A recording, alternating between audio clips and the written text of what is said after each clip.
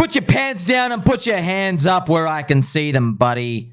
You are to get long or you're going straight in jail. Look at all these reasons to be long in crypto right now. First and foremost, we've seen this before. Satto, our favorite Korean trader, he has put on a leverage short in Bitcoin and he's, oh gosh, he's really close to being liquidated again. Now, his exact liquidation price is 65,100. This is Satto, friends. Just to catch you up, he is a Korean gambler, literally gambler. His father is the finance minister in Korea. He's got an infinite bankroll. He's gambled way too much money. He's been going for years and years and years. He is like a mythical unicorn that appears. He's like a Gary Gensler, that type of like rare. You pull back the bushes and there's like, you know, there's the fountain and there's crystals raining from the sky. You're like, oh, that type of stuff. Okay, so Satto is going to get, he's going to get liquidated at 65,100. I mean, like, it would be a real shame if we just went up only from that point, huh? So that's obviously the most important. Now, as you know, point number 2, friends, CZ is getting released out of jail in 4 days and it's right ready for October. We also saw China just announce their big stimulus because the stocks are down since 2007. Wow, that's right, 2007, Hang Seng, everything garbage. But the property finally hit the point of no return at this point where it's like really badly down and everyone's turbo leverage there, so they need it to pump back up. They've done the big stimulus there. So they're going to keep doing it, right? You also have Gary Gensler from the corrupt SEC. He is currently getting grilled in Congress. So Congressman Tom Emmer has basically been pooping all over him, and there's been some other clips as well of just Gary basically just copying it left and right. One of the dudes there, he basically asked Gary to explain the difference between a New York Yankee ticket and an altcoin because they're both selling access inside a community. I think it was talking about an NFT, one of the NFTs, right? And obviously he had no answer because, like, friends, it's all corruption. No one cares about Yankees tickets because you can only fit a certain amount of people in the stadium. Banks can't make billions and billions of dollars there. They can't control the people, the population there. But when it comes to crypto, yes, they can. Okay, crypto is going to grow to 20 trillion from here. It's like half the US economy. Like, for example, think about this, friends. Crypto is 2 trillion today, and the banks have been trying to stop it since like 10x ago when it was 200 billion. You see? So if something grows to 20 trillion, that's the size of China. Now imagine I literally put an island in the middle of the ocean and I could let you get long on it and say, I've told you this is going to be the size of China in about 20 years. You're like, oh, sweet, let me get long. Well, that's crypto. That's literally the crypto industry. It's grew from 200 billion. It's going to grow to 20 trillion. China's about 20 trillion today. America's about 45 trillion with that stock market. So as you can see, the banks and all these other insider cabals, they own the US Fed, private ownership, right? So they want to stop everyone. And as you can see, people are kind of waking up, and you don't need them to give you approval, man. They can't stop you publishing mathematical code on the internet. They can't stop you doing that because that's your access to crypto, ultimately, at the end of the day.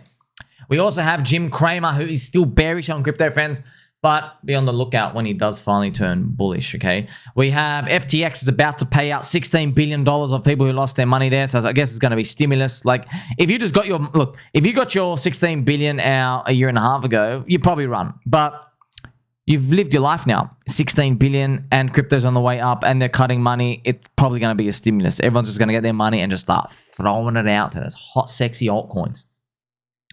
The global liquidity index is also rising, friends. It's ticking up. And it's ticking up into the US elections, which I'm going to show you right now. Because here it is right here. You see that blue line, friends? This blue line, that's the global liquidity index ticking up. This is the USDT. This is the Tether market cap. And we have Bitcoin ready to go. Everything's going to be moving up. And they're going to try to bribe everybody with the elections. I hope the US of A goes to Donald Trump. And leads on to my next point, friends. So Donald Trump is actively using crypto. He approves it. He likes it. He's listening to everyone. He wants to fire Gary Gensler. He's used NFTs. He's doing DeFi. Everyone's like, all the mid-curvers are like, oh, but the governance in the DeFi, bro, just sit down. No one cares. You understand? Let him shill our bags. He's shilling the whole industry. You get it? Now you get it. Also, I'm going to play for you, friends, some nice Dominando music.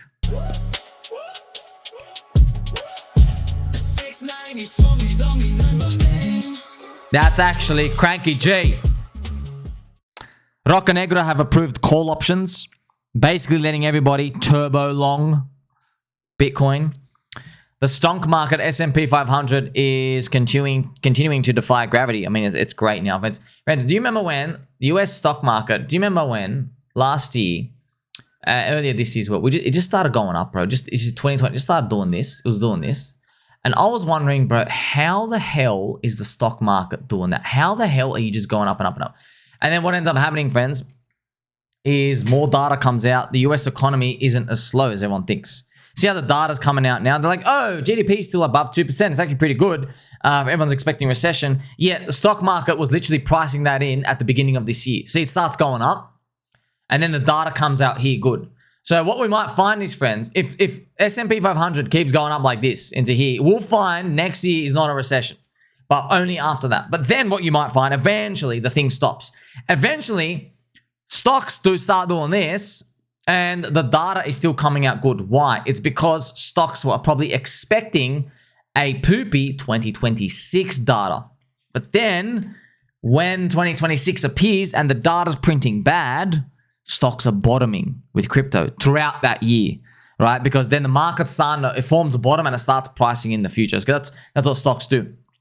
And also the big boost that we've seen is from AI, friends, artificial intelligence, which is extremely deflationary. If you just see like the song I just played for you is literally made by AI. Could you believe it, friends? Actually, it's insane what AI has been able to do. It's just wiping out lawyers, wiping out the art industry, just wiping out so many, man. It's deflationary. It's just, think about it, right? Think about it like this. If you're a company, you have $1 million to spend every year, and then maybe like 300 grand is on your workers. Okay, well, maybe AI can replace like a third of your workforce. That's $100,000 less. Now, you might say, wait a minute, that's $100,000 more money for your pocket. No. That $100,000 is better off with an employee because they spend all of their money. And they spend it out to many places of the economy. They pay electricity here. They go and buy a car. They go buy a squeaky chair. They upgrade their fluffy slippers. You see what I mean? But if you are not paying that worker, he has to go look for a job, or he or she has to go look for a job out there, and it's literally deflationary. And then that person they lose their job, and now they have a bank loan to pay. So now that's why it's deflationary. That's why I have to keep printing money to make a difference. The median Q4, friends, for Bitcoin is plus 55%. Remember, the average is plus 88, but that includes the earlier years. So the median in the middle is plus 55%. That'll put Bitcoin at around $98,000, which I can show it to you right now. We can go right here, friends. This is the Bitcoin price. You can see that $98,000 will be around here. I think it'll be, see, I have wave 1 and wave 2. It'll be nice here. Everyone thinks it's over. Like, oh no, 100K was the top. Beep. And then we go all the way to 250K. And everyone thinks, oh, we're never going back 100 again. And then we do go back down to 100. That'll be just, it's something, kind of makes sense when you just think about how all the crypto cycles have been in the past. Now, after seeing all these, friends, you have Ash hugging Pikachu. It's very, very cute, very nice. That's what we want to see. You see all these things. Now, you know, when I put all these, you don't think it. You might think, oh, wow, aren't these top signals? Everybody's bullish. No. There's a lot of skeptics on the side, and people like hearing these bull news and that. But really, you don't even need that news. You know, you're just looking at a green weekly super trend, right? So you don't actually need to go through all those news events. Like, who cares? Just, okay, super trend's green, sweet, we stay bullish. Now, there's always the issue of the yield curve, friends. But remember, this is a real yield curve, 10-year to 3-month, and it has not uninverted yet. Everybody's using the 10-year to 2-year. That one has uninverted, so I guess we'll see who's right if that one's going to revert down. Now, I've drawn this scenario here for you, friends. What I'm going to do now, play some actual Pumpy G music because I want this to happen, and so do you. It means like everyone gets really, really, really rich if this happens, okay? So this is a scenario, friends. So this is where I've written, send Bitcoin to $250,000, and then everyone will start yelling that we'll never go below 100K again. So these arrows I'm showing you, my mouse cursor here is going up to 250K, and then we come back down. So at 250K, everyone will be saying, never below 100K ever again. And then we do go back below 100, okay? And then in the next bear market, that 100K will become support, and everyone's going to rely on it. They go, oh yeah, 100K should be the bottom, and then something comes out at some point and just goes whack. By the way, that happened in our last cycle, by the way, friends. Also, with this chart here that I've shown you, dropping 70% from 250K lands you at 75K. Okay, so that's why I drew. So we're back around this channel here that we've been basically going sideways around. We're kind of like towards it. And where do I get that from? Well, if you go back to last cycle, a similar type of move happened where basically, let's actually go here. Basically, what ended up happening was, remember, Bitcoin makes a channel in the whole year. It makes it like in this zone all the way here. And then in that next in our bear market, we come back just above it. You see? So we're still traveling up, but this was basically it. And see what I mean? We come back just above it and we go back up. So I just did like a similar principle to that. It can actually go deeper than we think, of course, but if we get that 250K Bitcoin, it'll be great. It'll be great for everything because you're looking at an Ethereum price. I mean, man, Ethereum's like 10K to 13K in that zone. Doesn't have to be 250K, but I guess we'll see, you know. In the previous cycle, friends, actually in this one, right? When we crossed 40K, I specifically remember people said we would never go below 20K ever again, okay? They said we'll never go below 20K again. And look, I have this U-turn here, and we eventually did. Even like Richard Hart, many people were calling for that, but the first dip down was recovered by the end of 2021, so we never went there. But it's just it's cool to think about it. Also, got a comment here from just some guy, Aaron. Do you ever watch Bearish chart analyst, Sommi? This guy helped me sell at the top, though he's a perma bear and maybe just got lucky. Yeah, man, you gotta understand, sir. So I just clicked on the link here. I'm just looking at it like, there's a time to be perma bearish and no one's gonna like it. It's when everything's euphoric. And it's easier to sell all the top out when you haven't really made life-changing gains, right? When you're starting to make life-changing, you freeze. So I guess we'll cross that path next year and we'll see if it gets dangerous or not. So of course I have Mr. Dre Dalio here. You know how Ray speaks. He goes basically, buy every altcoin you can get your hands on. So Ray, we love Uncle Ray, friends. It's just, you know, it's kind of it's too much like anti-American stuff here and there. It's too much like, you know, pro-liberal, but he's all right. He's Uncle Ray. You love him. You know what I mean? Buy every altcoin you get your hands on. Wait until Jim Cramer's bullish. And then finally use your existing altcoins to buy another poop coin called the US dollar. So Uncle Ray, friends, was one of the best investors of the world. Just, you know, just put the political stuff aside, but he's great. Obviously, everyone's loving it. Yeah, you got to understand something, friends, from Ray Dalio. Right? He was at 30 years old, had his hedge fund. He went turbo short on the stock market. I think Brazil, somebody went bankrupt, and the stocks basically went up and had the biggest up-only run of all time. So that was the 1980s, and then it led into the technology boom. His hedge fund blew up, got bankrupt. He had to move back in with his parents, and then he reset from there, and obviously he's worth like, you know, billions and billions today. So you understand with Ray, he's always like saying, well, how do you know you're right? How do you know you're not wrong? And I know I'm saying like that, energetic, but he always talks like that. Because he said there are many moments in his life with his investments, he was so sure he was right, and then it didn't happen. It's almost like the Bitcoin 100K mark. Like, we were so sure it was happening. Infinite QE, 0% rates, Elon Musk is in. Guess what? It didn't matter. It didn't matter. All right. So maybe in that 200K Bitcoin, people are going to say, oh, this US Fed said they like Bitcoin better than gold. Yeah, don't take any weight into that. And look at this, friends. This is a celebration of everything that we've survived. Look at this. Would you sell your crypto bags at this point? You survived FTX, interest rate hikes, Democrats doing Operation Choke Point 2.0. You survived USDC depegging. You lived through all the disastrous dumps and scams. Don't give up now. Believe. So that's why I'm here telling you that, yes, we have survived all these. We are now officially survivors. Also, Aaron, once again, has a nice clip for me. I have to slow it down, friends, because Aaron is a 2x speed maxi. It starts in your heart. Winning, you got to believe you can win first. You got to see the green candles. Friends, you have to see the green candles. Smells like victory to me. It's just a trip out just to go down. I tell you, friends, half the time I'm doing all my stuff, I'm thinking, yeah, no one's going to pay attention to that part. What do you know? Like a week later, they've clipped it. They've clipped it. Oh, just imagine they put me in one of these like crypto conferences, friends, and you just see like a big projector of me, and I'm just going, bullish. You know what I mean? Like, it'll be fun and exciting, and I'm just knowing, everyone knows, like, uh-oh. Wonder if it's going to happen.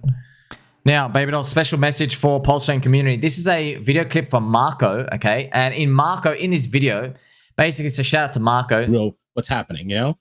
And he was like, no, that's great. He's like, you know what I wish you guys could do? I wish you guys would bring more people. You know, it's important to show support, and it's important to show like this matters and not just a bunch of strangers online. You know, when they So he's talking about the Richard Hart court case. So shout out to Marco. Very, very important there. And everybody on the stream here.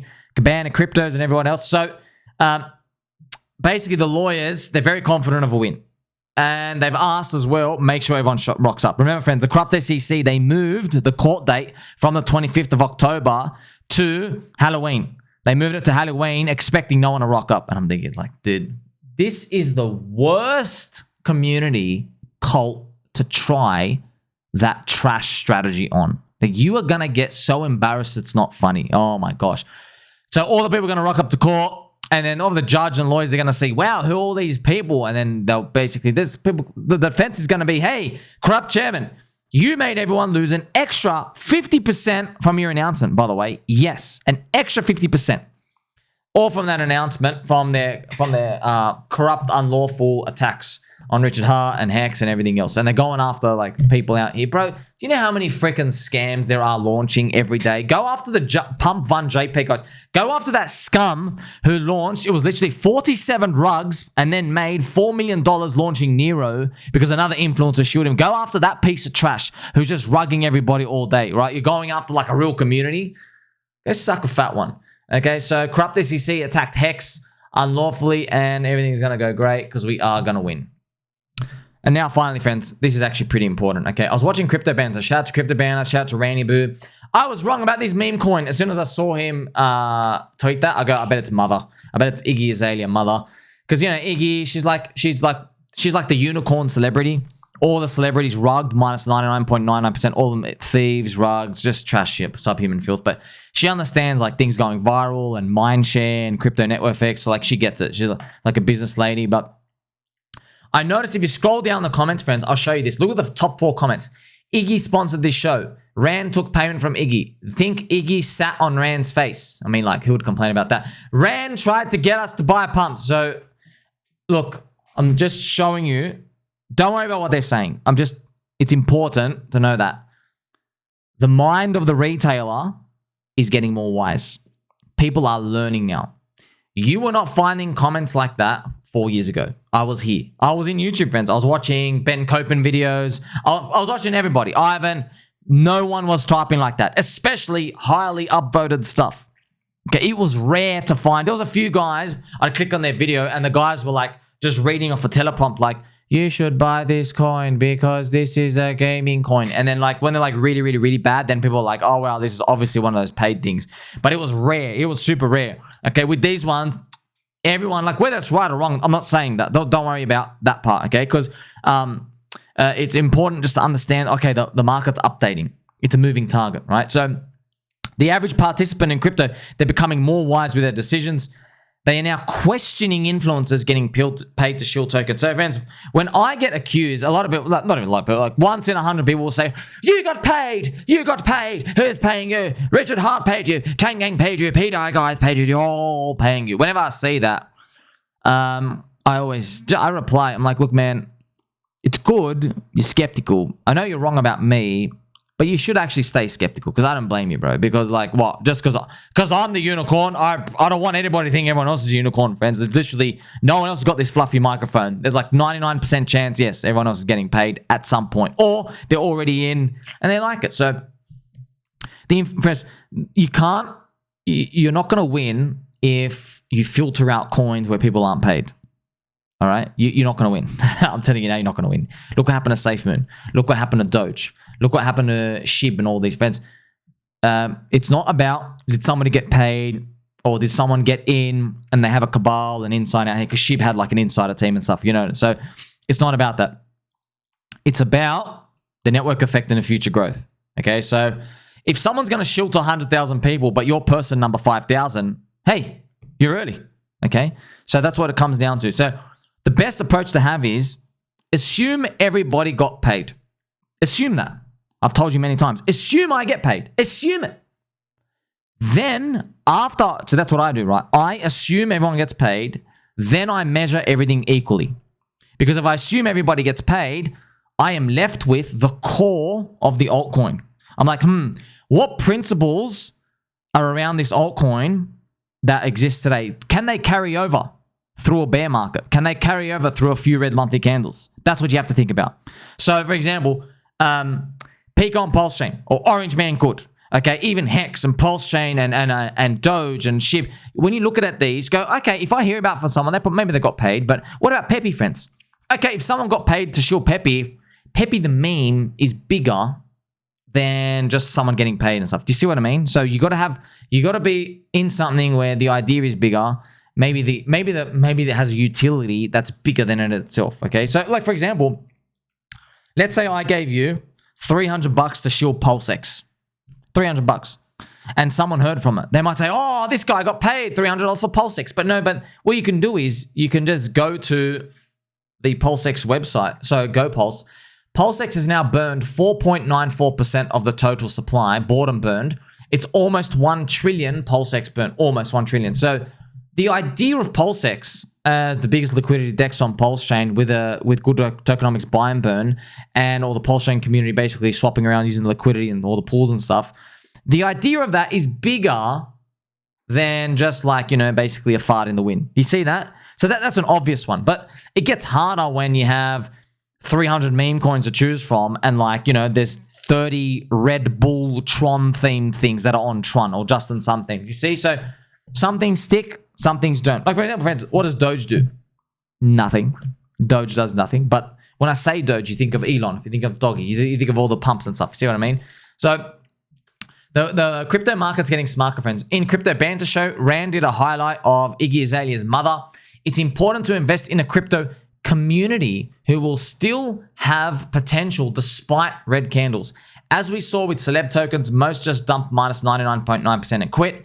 Iggy's mother will do well, but it's not the norm. Pepe doesn't have any central party risk. Doge, like Pepe, will still survive as an idea without a leader.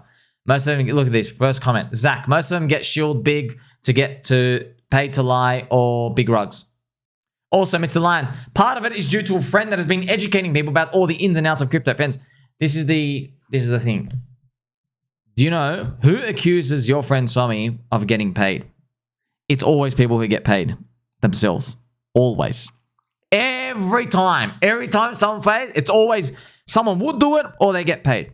Because they have a scarcity mindset. Because they think, oh, you don't really believe in that, do you? Friends, these people, when coins go down, they don't talk about them. What does your friend Sommi say? Oh, this coin's down 90%. Yeah, people are retarded. It's cheap. They don't dare, let alone half of them, not even half, 99% won't dare to put their face on camera. That's one. Number two, even if they are, they're too scared to even show the red candle because they're too scared to face people saying, hey, bro, that coin went down. That coin went down and I'm down because of you. They're scared to say that, okay? Because they're trying to make money off their audience. With me, okay, friends, obviously I love every single one of you, but if someone accuses me of anything, I'll go, bro, go truck yourself. You're not getting an apology from me. I've told you it's a 50-50 rate pretty much at this point. Some things go to zero, some things go up. And by the way, it's a Bitcoin halving year. How can you give up, right? If you're running a 100-meter race, are you going to complain when you're like at meter 25 that the race isn't over yet and you're losing? Shut up.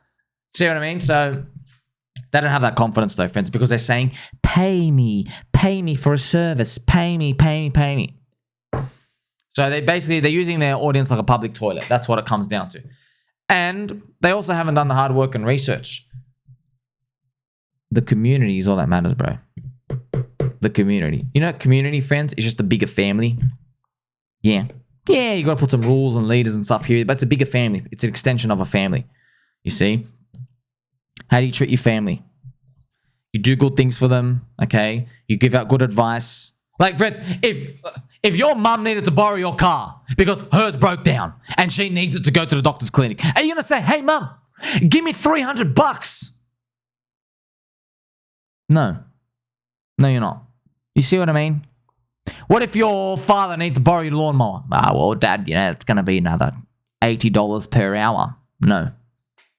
Treat them like a family and then good things happen, by the way. And that's exactly what we're seeing. Stay long, stay strong. I love you all. Catch you soon.